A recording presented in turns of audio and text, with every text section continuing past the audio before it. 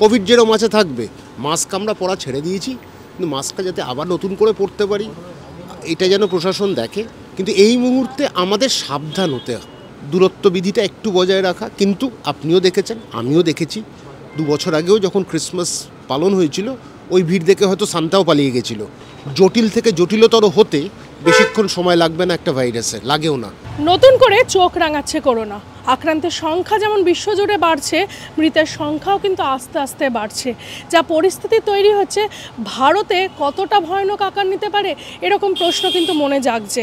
ইতিমধ্যে সিঙ্গাপুরে এরকম অবস্থা যে বেড পাওয়া যাচ্ছে না হাসপাতালে। আমার সাথে এই মুহূর্তে বিশেষজ্ঞ চিকিৎসক রয়েছেন অরিন্দম বিশ্বাস। অরিন্দমদা, আপনাকে যা জানতে চাইব বা আজ তাক বাংলার দর্শকরা যেটা জানতে চাইছে, এই যে এই নতুন ভ্যারিয়েন্ট কতটা মারাত্মক হতে পারে বা কতটা ক্ষতিকর হতে পারে? কোভিড এখনও কিন্তু পৃথিবী থেকে নির্মূল হয়নি, সম্ভবত হবেও না। কিন্তু একটা কথা, এই রকম পরিকাঠামোর পরিবর্তন হতে থাকবে। একটা ভাইরাস চরিত্র বদলায়, কোভিডও বদলাচ্ছে। JN.1 এখন যে এই মুহূর্তে যেটাকে নিয়ে এত আলোচনার বিষয়, কেরলে হয়েছে। কিন্তু একটা যেটা আশার বাণী, সেটা হচ্ছে আঘাত যাদের করেছে, আক্রান্ত যারা হয়েছেন, তাদের কিন্তু মাইল্ড ইনফ্লুয়েঞ্জা, মানে মৃদু উপসর্গ, মানে সর্দি কাশি জ্বর এইটুকু অবধি। তাদেরকে হাসপাতালে ঢুকতে হচ্ছে না, ভেন্টিলেশনে যেতে হচ্ছে না। এই এখন অবধি এই পরিস্থিতি দেখা যাচ্ছে। তবে যে কোনো সময় ভাইরাসের কিন্তু চরিত্র পরিবর্তন হয়, সেই ধারটা হয়তো নেই, কিন্তু ধারটা কখন এসে যাবে সেটা কেউ বলতে পারে না, স্পষ্টভাবে কেউ বলতে পারে না। তো এখন পর্যন্ত আপাতত এই জায়গায় থাকলে, যা এই মুহূর্তের যা পরিস্থিতি, তাতে কিন্তু আমরা এইটুকু বলতে পারি যে আশার আলো আমরা দেখতে পাচ্ছি, যে এটাকে আমরা প্রতিরোধ করে নিতে পারবো, এটাকে মোকাবিলা করতে পারবো, প্রতিহত করতে পারবে আমাদের শরীর, কারণ আমরা ভ্যাকসিনেশনটা নিয়েছি। আর ভারতবর্ষ সাফল্য লাভ করেছে ভ্যাকসিনেশন নেওয়ার পর। কিন্তু আবার একটা কথা বলি, গেইন অফ ফাংশন বলে একটা বিষয় থাকে। যখন গবেষণা হয় যে কোনো ল্যাবে, যে কোনো ল্যাবে যখন গবেষণা হয়, তখন কিন্তু একটা মারাত্মক আকার কিন্তু নিতে পারে, সেটা আমরা তৈরি করতে পারি। তো সেই জায়গায় থেকে একটা কথা, যদি এরকম কেউ না, কারুর যদি অভিপ্রায় থাকে এটা গেইন অফ ফাংশন করব না, তাহলে হবে না। কোভিড যেরকম আছে থাকবে। কিন্তু এই মুহূর্তে আমাদের সাবধান হতে হবে, সতর্ক হতে হবে, সচেতন হতে হবে।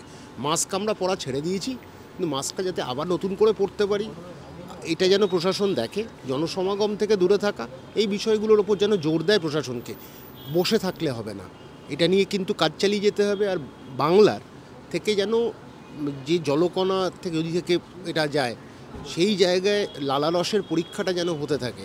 আমরা পরীক্ষা দেওয়া ভুলে গেছি, বলে লাভ নেই। চিকিৎসকরা এখন কোভিডের পরীক্ষা দেয় না, এখন সর্দি কাশি, মাঝখানে অ্যাডিনোভাইরাস উঠেছিল, সেই নদী। আর একটা কথা, কোভিডের আবার পরীক্ষাটার কথা হয়তো নতুন করে ভাবতে হবে। আপনি সতর্ক হতে বলছেন, সচেতন হতে বলছেন, ঠিক এই জায়গায়, কারণ সামনেই কিন্তু বর্ষবরণ এবং নতুন বছরকে স্বাগত জানার যে উৎসব, এবং সেই উৎসবে গোটা বাংলা কেন গোটা বিশ্বই ভেসে যায় আনন্দে। কলকাতায় প্রচুর ভিড় বড়দিন এবং 1 জানুয়ারি, সেখানে কি সতর্কতা মেনে চলার কথা আপনি বলছেন? কারণ প্রত্যেকটা জায়গায় কিন্তু খুব ভিড় হবে।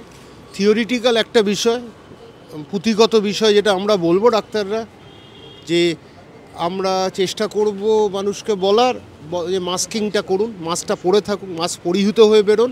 আর তার সাথে সাথে যেটা করা প্রয়োজন সেটা হচ্ছে দূরত্ব বিধিটা একটু বজায় রাখা। কিন্তু আপনিও দেখেছেন, আমিও দেখেছি, 2 বছর আগেও যখন ক্রিসমাস পালন হয়েছিল ওই ভিড় দেখে হয়তো সান্তাও পালিয়ে গেছিলো। নিউ মার্কেটে যা ভিড় ছিল, পার্কস্ট্রিটে যা ভিড় ছিল। তো এই জায়গায় থেকে আমরা সচেতন যদি না হতে পারি, সরকারের ক্ষমতা নেই বা কোনো প্রশাসনের ক্ষমতা নেই কিছু আটকাতে। তাদেরকে দোষ দিলে হবে না। আমাদের সচেতনতা যদি আমরা বাড়াতে পারি, তাহলে আমরা কিন্তু ভালো থাকবো।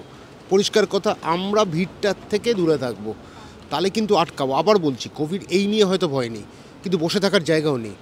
জটিল থেকে জটিলতর হতে বেশিক্ষণ সময় লাগবে না একটা ভাইরাসের, লাগেও না। তো সেইটা ভাবতে লাগবে। আবার চীনের মতন দেশ আছে যেখানে গবেষণা হয়, গেইন অফ ফাংশন হয়, বিষাক্ত করে দেওয়া হয় একটা জীবাণুকে, সরল জীবাণুকে বিষাক্ত করে দেওয়া হলো, করা যায়, প্রোটিন স্ট্রাকচারগুলো চেঞ্জ করলেই করা যায়। সেইটার দিকেও কিন্তু নজর দিতে হবে। তো এই জায়গাগুলো ভাবনা চিন্তা কিন্তু আমাদের ভারতবর্ষের সমগ্র ভারতবর্ষকে, প্রশাসনকে, সেটা কেন্দ্র হোক রাজ্য হোক, সমন্বয় গড়ে তুলতে হবে। আর তৈরি থাকতে হবে যে কোনো মুহূর্তে কিন্তু আমাদের আসতে পারে, ঠিক স্লিপলেন্ডারদের মতন ক্যাচ যে কোনো সময় আসতে পারে। সেই জায়গাগুলো ভেবে নিয়ে এগোতে হবে, কারণ আমরা দেখেছি কঙ্কালসার চেহারাটা স্বাস্থ্য ব্যবস্থার বেরিয়ে গেছিলো। সেই রকম ব্যবস্থা যেন না হয়, সেরকম বিভীষিকা যেন না হয়, সেরকম বিপর্যয় যেন না ঘটে। এই নতুন ভ্যারিয়েন্ট JN.1 কতটা ক্ষতিকারক বা মারাত্মক? অন্যান্য সমস্ত কোভিডের যে ভ্যারিয়েন্ট আমরা দেখেছি তার থেকে অনেক মারাত্মক এরকম শোনা যাচ্ছে। একটা কথা, এই মুহূর্তে খুব মারাত্মক বিষয়টা নয়, কারণ কেরলে যারা হয়েছে তাদেরকে খুব মৃদু উপসর্গ হয়েছে, তারা হাসপাতালে যেতে হয়নি, বেশিরভাগকেই বাড়িতেই চিকিৎসাধীন ছিল। সেই ক্ষেত্রে আমি একটা কথা বলবো যে আমরা বাংলায় এখনও পর্যন্ত কটা কেস হয়েছে জানি না, বাংলায় ঠিকমতো পরীক্ষা হয়েছে কিনা জানি না, জেনোমিক সিকোয়েন্সিংয়ের জন্য পাঠানো হয়েছে কিনা জানি না, কিন্তু আমাদের বাংলাতেও জেনোমিক সিকোয়েন্সিংয়ের জন্য একটা ল্যাব দরকার, পরিষ্কার কথা। আমরা ইস্টার্ন জোনকে তাহলে কভার করতে পারবো। আরেকটা কথা হচ্ছে, এখনও পর্যন্ত বাংলায় এলেও আমার মনে হয় না খুব মারাত্মকভাবে আঘাত করবে। মোটামুটি কয়েকদিনের বিশ্রাম, যা আমরা দিই প্যারাসিটামল, এইগুলো দিয়ে আমার মনে হয় চিকিৎসা ভালো মতন করা যাবে এবং সেরে উঠবে মানুষ। সিমটমগুলো যদি একটু বলেন। মৃদু উপসর্গ একটা হচ্ছে সর্দি কাশি, জ্বর, হয়তো কাশিটা শুকনো কাশি হবে, নাক দিয়ে একটু জল পড়বে, সেটা একটা বিষয়। আবার আরেকটা বিষয় যেটা দেখা যাচ্ছে সেটা হচ্ছে বিভিন্ন ক্ষেত্রে ডায়রিয়া হতো, সেরকম ডায়রিয়া হয়তো দেখা যায়নি, খুব মাইল্ড ইনফ্লুয়েঞ্জা যা হয়, জ্বর হলো, সর্দি কাশি হলো, তারপর একটু গলা ব্যথা হলো। এখন হয়তো অ্যান্টিবায়োটিক অনেকে দিয়ে দিচ্ছে, কিন্তু একটা কথা নতুন করে আবার ভাবাচ্ছে যে এবার এলে এরকম উপসর্গ নিয়ে এলে আবার কোভিড পরীক্ষা দিতে হবে। একদম ভয়ের কিছু নেই, মারাত্মক পরিস্থিতি এখনও তৈরি হয়নি, সেখান থেকে চিকিৎসকরা বলছেন সতর্ক থাকুন, সচেতন থাকুন। ক্যামেরা তাপসের সঙ্গে অমৃতা, আজ তাক বাংলা, কলকাতা।